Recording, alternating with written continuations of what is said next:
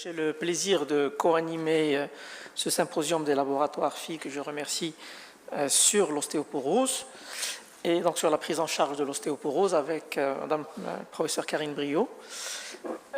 Alors l'ostéoporose, évidemment, on en parle depuis quelques années et donc c'est quelque chose que les rhumatologues marocains maintenant maîtrisent beaucoup, mais c'est une maladie où il y a eu beaucoup de développement et Madame Briot, justement, a été, je pense, la coordinatrice des dernières recommandations de la Société française de rhumatologie.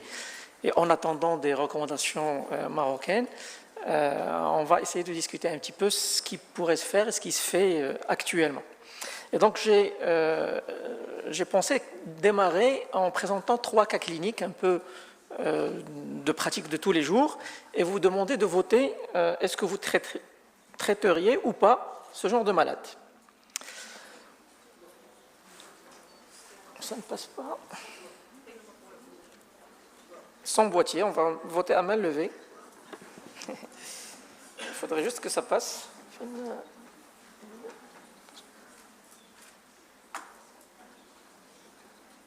Voilà. Alors, premier cas clinique. Alors, une dame de 75 ans, donc ménopausée depuis longtemps, depuis plus de 25 ans, qui fait une fracture de hanche après une chute à domicile. Et bon, il a été traité par les orthopédistes, pas de problème, et on lui a fait une densitométrie après. Alors, elle est dans la catégorie ostéopénie, avec un test score à -1 au rachis et -1,4 à la hanche, qui prescrirait un traitement anti-ostéoporotique chez cette patiente-là.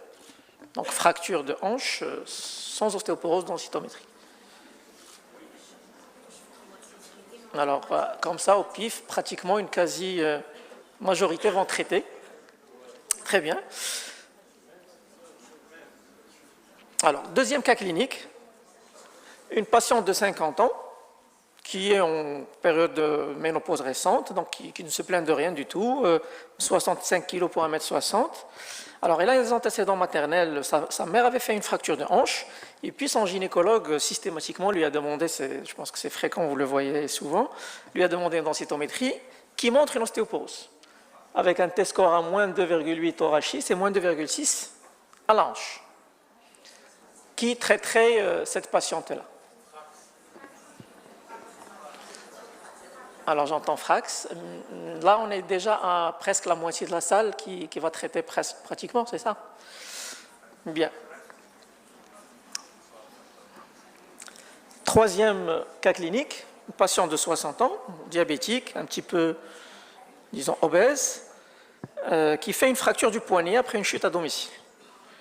Et sa densitométrie montre donc un test score à -2,3 au rachis et -2,1 à la hanche, qui traiterait cette patiente-là. Alors comme ça, au pif, on est à 20% qui vont traiter. Très bien, donc ça montre déjà qu'on n'est pas tous d'accord et que voilà, absolument, on a besoin d'essayer de se mettre d'accord après la présentation de Madame Briot tout à l'heure. Donc l'ostéoporose, je pense que tout le monde connaît cette maladie caractérisée par la perte de la masse osseuse et la perturbation de la microarchitecture osseuse, responsable des fractures. Et donc vous connaissez les fractures les plus fréquentes, fractures vertébrales et fractures de hanche, responsable d'un excès de mortalité, mais aussi d'un excès d'handicap. On sait que la fracture de hanche, ça tue, mais on sait depuis cette étude que même les autres fractures majeures comme fractures vertébrales et les fractures de l'extrémité supérieure de l'humérus, etc., ce qu'on appelle les fractures majeures aussi, sont associées à un excès de mortalité. Donc le diagnostic, évidemment, est basé sur la densitométrie, mais le seuil, vous le savez, c'est un seuil de classification, ce n'est pas un seuil de décision thérapeutique. Rappelez toujours que l'ostéopénie n'est pas une maladie pour ne pas affoler les patients et qu'avant de décider de traiter, il faut absolument évaluer le risque fracturaire. Cette évaluation se fait sur plein de paramètres. La densitométrie est un des paramètres associés à d'autres, comme par exemple les antécédents personnels de fracture ou les antécédents familiaux, le risque de chute, et puis vous le savez, d'autres facteurs comme le FRAX, éventuellement le TBS ou les marqueurs de remodelage. Donc pour le FRAX, juste rappeler que il y a donc un modèle pour le Maroc.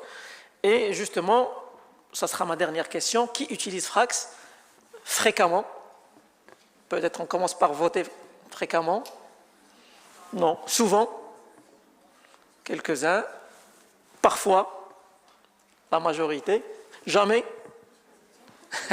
il y en a. Ben, merci beaucoup. Donc, je passe la parole à Madame Briot pour compléter, présenter les recommandations en matière de traitement d'ostéoporose. Bonjour à tous, merci beaucoup pour votre invitation et merci au laboratoire MSD pour leur invitation. Alors vous allez voir que je vais vous présenter l'actualisation, certains points des nouvelles recommandations françaises de l'ostéoporose. Et il y aura des points de réponse au cas avec un tableau qui va pouvoir en fait parfaitement répondre aux situations cliniques présentées.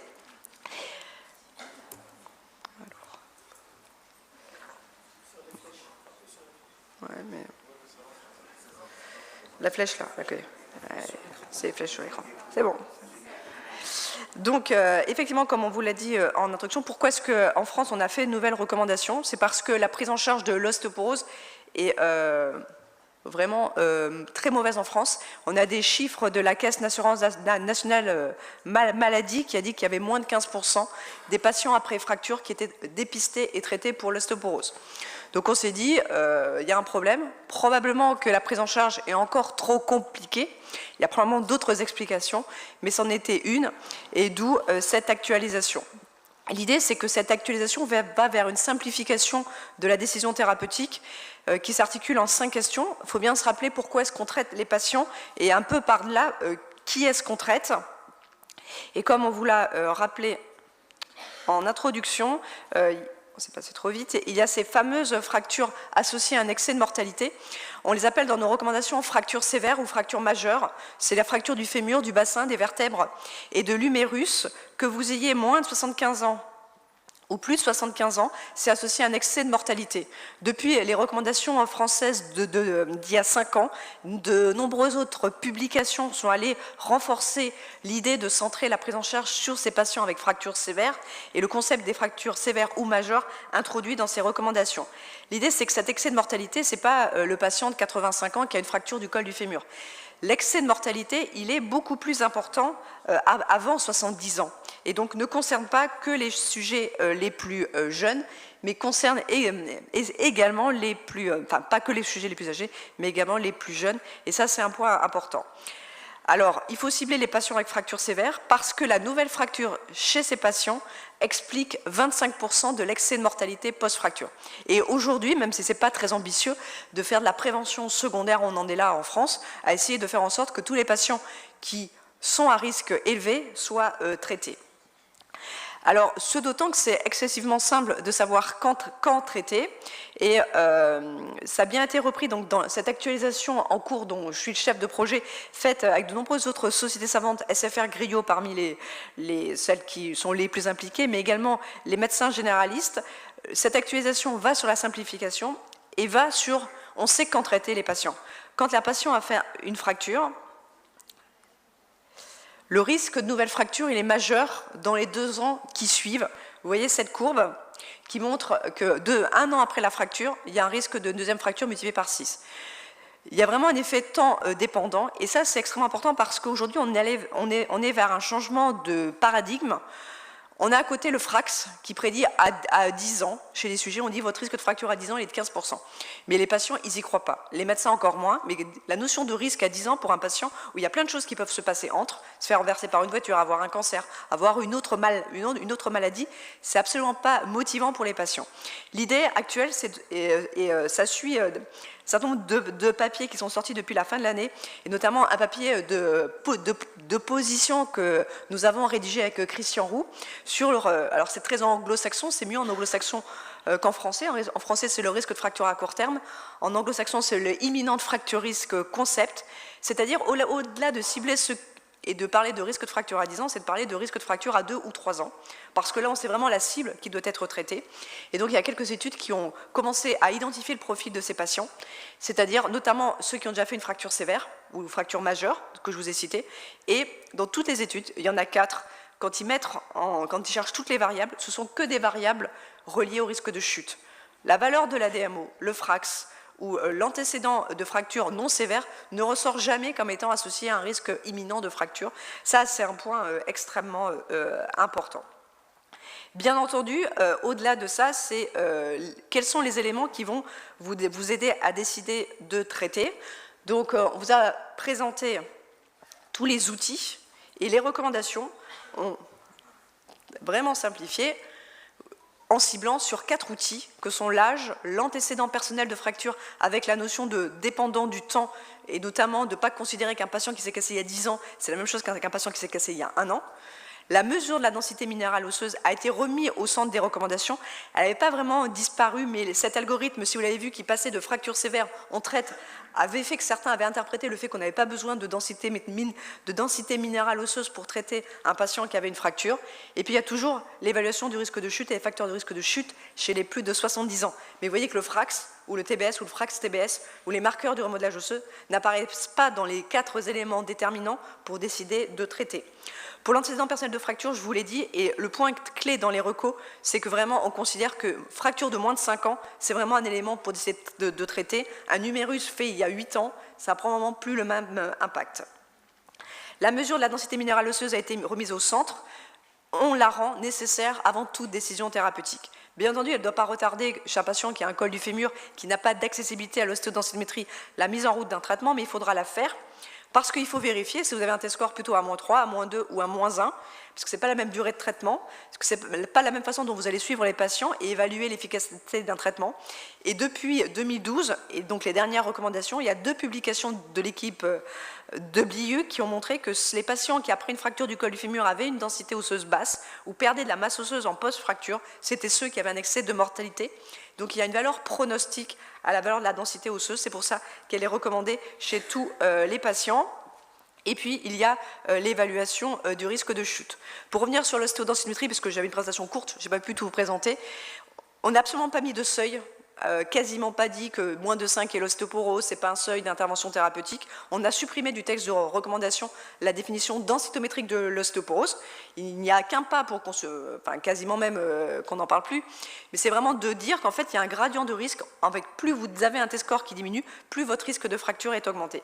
Et c'est ce qui est repris dans ce tableau qui remplace l'algorithme des précédentes recos. En fait, c'est un tableau où les couleurs passent pas véritablement comme la base, mais c'est pas grave. Sur la colonne de gauche, vous avez le -1, -2, -3. C'est un petit peu le petit nom du tableau, ça s'appelle le -1, -2, -3. Vous voyez, plus votre T-score diminue, plus votre décision va être différente. Dans la deuxième colonne, vous avez les fractures sévères, où vous traitez tous les patients qui ont un T-score inférieur à -1. Quand le T-score est supérieur à -1, c'est un peu plus compliqué, il n'y a pas de fragilité osseuse, on a le concept d'ostéopathie fragilisante à densité osseuse normale décrit chez les diabétiques et chez les obèses, et donc la décision thérapeutique revient de l'avis du spécialiste. Qu'est-ce qu'on appelle un spécialiste? Ce n'est pas qu'un rhumatologue, ça peut être un rhumatologue, mais c'est aussi tous les médecins qui connaissent bien la pathologie osseuse, ça peut être des généralistes, des endocrinologues, des gynécologues.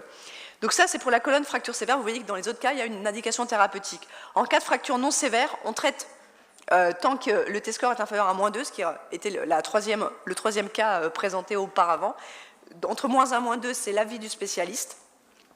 Et puis, en l'absence de fracture ou de facteur de risque, on ne traite que lorsque le T-score est inférieur à -3. Entre nous, il y a des colonnes où il n'y a pas de traitement et c'est très clair. À partir du moment où on a l'avis du spécialiste qui est demandé, c'est qu'en général, il n'y a pas d'indication à traiter. Hein. C'est vraiment pour aider à réfléchir. Alors, comment est-ce que le spécialiste va réfléchir? Là, il peut utiliser le FRAX, mais ces recommandations ont vraiment été vers un recul de la place du FRAX. Moi, j'ai répondu que je ne faisais jamais le FRAX. Je crois que je ne l'ai jamais ouvert sur mon ordinateur. Et pourtant, je l'ai écrit. Donc, il est quasiment utile quand il y a une fracture non sévère et un T-score entre -2 et -1. Bon. Et en l'absence de fracture, quand votre T-score est entre -2 et -3. On utilise pour la France des courbes dépendant de l'âge, comme les anglo-saxons, et c'est John Canis qui nous avait calculé les valeurs pour la France. En fait, on considère qu'on traite si une patiente a une valeur de FRAX supérieure à une femme de même âge qui a déjà fait une fracture sévère. Donc ça, c'est Made in France. Quid des autres outils, TBS et marqueurs du remodelage osseux dans nos recommandations? Aucune place pour le TBS. Mais comme vous le savez peut-être, on peut faire du Frax TBS. Dans les algorithmes du Frax, il peut y avoir une ligne pour le TBS. Et là, si on recommande dans certaines situations du Frax, on peut dire qu'on peut faire du Frax TBS. Comme les publications, et nous avons un papier qui vient juste d'être accepté qui montre la même chose, que Frax TBS égale Frax. Donc le Frax TBS n'apporte pas au Frax, mais si vous voulez faire du Frax TBS, vous en tiendrez compte comme le Frax avait quand même une place très faible pour le Frax, en général dans les recos. Et la place des marqueurs du remodelage osseux, aucune pour la prédiction et la décision de traiter. Donc ça, c'est les outils du spécialiste. Alors, comment traiter ? Alors, effectivement, dans nos recommandations, on s'est dit qu'il fallait aller vers une simplification et un peu se lancer. Un des problèmes français, c'est que beaucoup de médecins ont considéré que calcium, vitamine D, c'était déjà un traitement anti-ostéoporotique. Or, en situation de patients chez qui on veut traiter, donner un traitement anti-ostéoporotique, calcium et vitamine D ne sont absolument pas suffisants. Et donc, c'est pour ça que nos recommandations commencent par les médicaments de l'ostéoporose et calcium, vitamine D ne sont qu'en deuxième position en prérequis pour qu'un traitement marche mieux. Mais on n'a absolument pas fait de longues lignes sur la prévention parce qu'après c'est considéré comme un raccourci. Donc il y a des traitements de l'ostéoporose. Alors ça c'est le modèle français. Fracture sévère non vertébrale, on a 4 traitements, alendronate, le dénosumab, le résédronate et l'acide zolédronique. À privilégier en cas de fracture du col du fémur pour l'acide zolédronique, une perfusion une fois par an, parce qu'il y a les études qui montrent que c'est efficace dans cette population. L'ordre est donné par ordre alphabétique uniquement. Pour les fractures sévères vertébrales, en fait, on peut donner plus de choses en France, et notamment le tériparatide remboursé en France à partir de 2 fractures vertébrales. C'est toujours de l'ordre alphabétique. Et en l'absence de fracture, vous avez les mêmes traitements, sauf le tériparatide. Je n'ai pas le temps de vous présenter toutes les recommandations, mais si vous allez sur le site du Griot, vous pourrez les voir. On a été plus loin à mettre des vignettes par 5 situations cliniques où on choisirait plutôt un traitement qu'un autre. Donc ce qui peut, comme je ne pouvais pas vous présenter, elle dure 1 heure les recommandations, tout, je vous encourage à aller les chercher. Pour ce qui est des apports calciques et vitamine D, on privilégiait les apports alimentaires, 1 gramme de calcium sont suffisants, et on a bien rappelé que le calcium n'était absolument pas un traitement de l'ostéoporose et n'avait aucune démonstration d'un effet antifracturaire. Ça, c'est un point important pour nos collègues généralistes, qui parfois pensent que ça suffit. La vitamine D, c'est un point important. Il y a des recommandations françaises sur le dosage de la vitamine D et les taux à obtenir. Elles vont être revues par le Griot courant 2017. On est resté sur ce qui existait avant. Donc l'objectif est d'avoir un taux de vitamine D à 30 nanogrammes par millilitre. Ça reste vrai, notamment chez les patients ostéoporotiques, chez qui on sait qu'on veut au moins maintenir la densité osseuse. Et je crois que le point clé sur lequel on a bien insisté dans la recommandation, c'est à partir du moment où on décide de mettre en route un traitement anti-ostéoporotique, il faut s'assurer que le taux de vitamine D est à 30 nanogrammes par millilitre, même avant le traitement, parce qu'un traitement anti-ostéoporotique marche mieux quand le taux de vitamine D est normal. Et si vous avez toujours une carence en vitamine D et une hyperpara secondaire, vous pouvez même aggraver la situation clinique en donnant un anti-résorbeur. Donc c'est un point extrêmement important.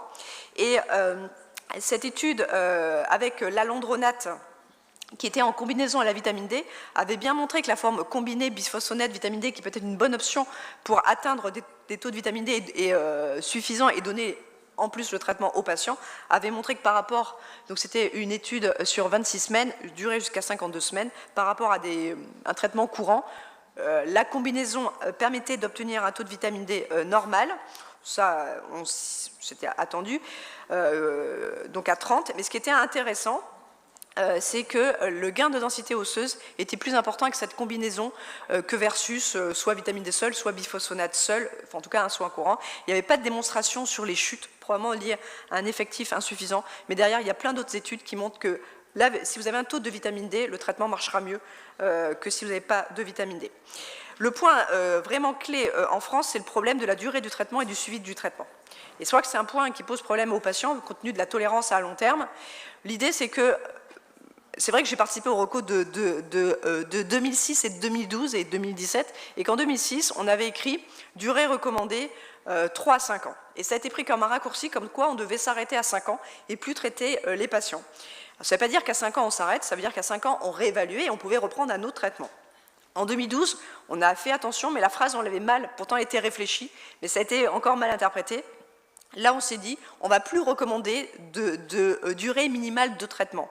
La durée n'est pas discutée. Ce qui est discuté, c'est à partir de quand est-ce qu'on refait un point. On refait un point en particulier densitométrique après 2 à 3 ans de traitement. C'est là où on discute l'ostéodensitométrie. Bien entendu, vous verrez, il y a un suivi, il y a un tableau de suivi, ce qu'on suit tous les ans, quand est-ce qu'on suit les marqueurs, quand est-ce qu'on suit tout. Mais l'idée, c'est qu'on fait une ostéodensitométrie à 2 à 3 ans et qu'on ne discute pas d'une durée minimale de traitement qui est de 5 ans, qui est de 10 ans ou qui est de 3 ans. C'est dépendant des personnes. Alors, il y a un point important, la densitométrie osseuse a été remise au centre, notamment parce qu'il y a des traitements par voie parentérale, acide zoledronique et des denosumab en France qui permettent de faire monter la densité osseuse. Et il y a quand même des études de Serge Ferrari faites à partir des études sur le denosumab qui ont montré quand même une relation entre le gain de densité osseuse et l'efficacité antifracturaire. Et certaines études de biomécanique chez des patients avec fracture du fémur, où on a simulé sur leur autre fémur à quelle densité osseuse ils allaient se casser, et qui ont montré que peut-être une densité osseuse costaud, c'est avec un T-score à moins 1,5 ou moins 2. Donc il y a un objectif qui est peut-être d'avoir un objectif densitométrique. Dans les recommandations, on était partagés, c'était 50-50. On est resté sur l'objectif minimal qui est de ne pas perdre de densité osseuse sous traitement. La perte de densité osseuse étant le 0,03 g par centimètre carré, soit 2,8%, c'est-à-dire entre 0 et 2 ans, entre 0 et 3 ans. Si vous avez ça, c'est le minimum. Si le patient n'a pas fait de fracture, n'a pas de nouveau facteur de risque, pour dire que le traitement est efficace et qu'on peut l'arrêter. Chez certains patients, en particulier les patients qui ont des fractures sévères et qui partent avec un T-score très bas à la hanche, il peut se discuter de pousser jusqu'à moins de 5, voire moins 2 le traitement. Donc tout ça, c'est des données actuellement qui sont en train d'être intégrées, mais tout le monde n'est pas d'accord sur la cible densitométrique placée à moins 2, qui pourrait encourager l'utilisation de certains traitements par rapport à d'autres. Donc, combien de temps de traité? Je vous ai dit qu'il n'y avait pas de durée de traitement de la recommandation française. En gros, ce que l'on écrit quand même, c'est le minimum, c'est la durée contre placebo. On a quasiment des durées d'études à long terme à 10 ans pour tous les traitements anti-ostéoporotiques. Bon, à part le tériparatide qui a 2 ans, de toute manière, il n'y a probablement aucun intérêt à donner un ostéoformateur au-delà de 12 à 18 mois en général. Et voilà, donc on dit que c'est une durée minimale contre placebo, et ensuite on réévalue, et au cas par cas, selon ces objectifs, on continue ou on arrête les traitements. Les critères d'arrêt des traitements étant, quand tout est réuni, pas de fracture, pas de nouveau facteur de risque, pas de baisse significative de la densité osseuse, et en cas de fracture sévère, un T-score au fémur supérieur à moins de 5, on peut décider d'arrêter le traitement.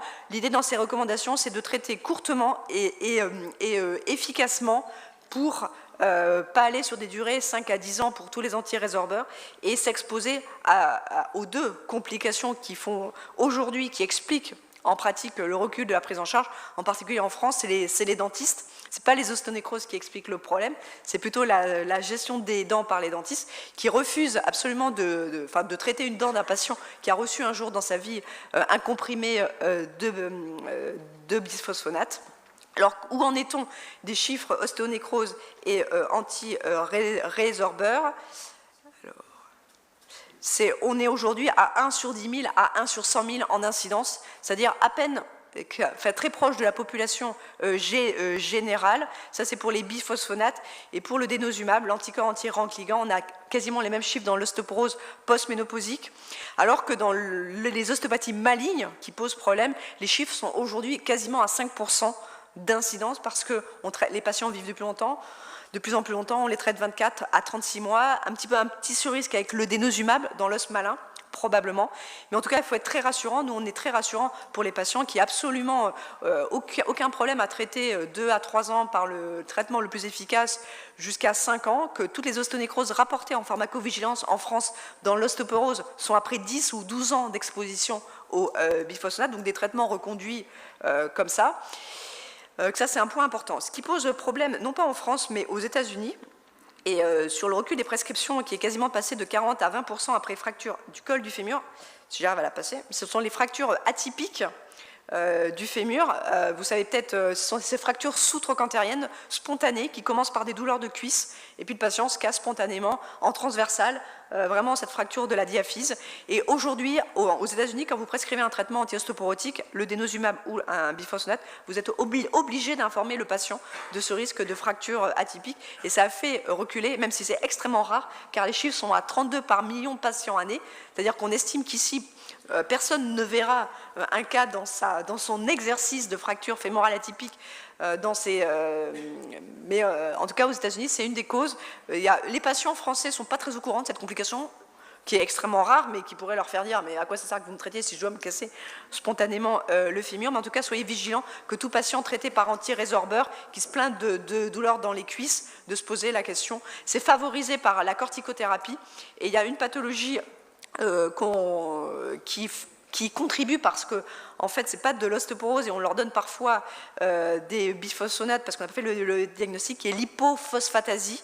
Il y a des cas de fracture du fémur à 60 ans qui sont des hypophosphatasies et qu'on traite par anti-résorbeur, et là, ils refont une nouvelle fracture du fémur. Ça peut être une circonstance. Nous on a 3-4 observations depuis le début de l'année. Donc il faut quand même regarder le bilan biologique bien avant de se lancer dans tout traitement. Ça, c'est le prérequis. Voilà, j'en ai terminé. Donc le but de ces recommandations françaises, c'était déjà le cas en 2012. On espère qu'en 2007, on a encore plus simplifié la prise en charge. Le but, on est vraiment très très modeste, c'est de prévenir la récidive fracturaire. On n'en est pas à parler de prévention primaire d'une fracture, mais c'est vraiment de prévenir la récidive fracturaire. Je crois que la grande nouveauté, c'est de tenir compte de l'effet temps de la fracture et de se dire qu'il faut mettre tous les moyens thérapeutiques non pharmacologiques de chute chez les patients qui ont une fracture récente sévère pour éviter le risque de fracture à court terme. Et donc parfois on fait les séquences les plus efficaces, les combinaisons, on fait plein de choses. Et que le problème aujourd'hui, et on a écrit un papier avec les sociologues, quand on parle aux patients de la notion de risque de fracture, en fait ils ne comprennent rien. Le risque de fracture à 10 ans, c'est complètement abstrait, et probablement qu'il faut revoir notre copie dans la communication vis-à-vis des patients pour véritablement leur faire comprendre toute l'importance du traitement chez ceux qui sont à risque élevé de fracture. Voilà, je vous remercie.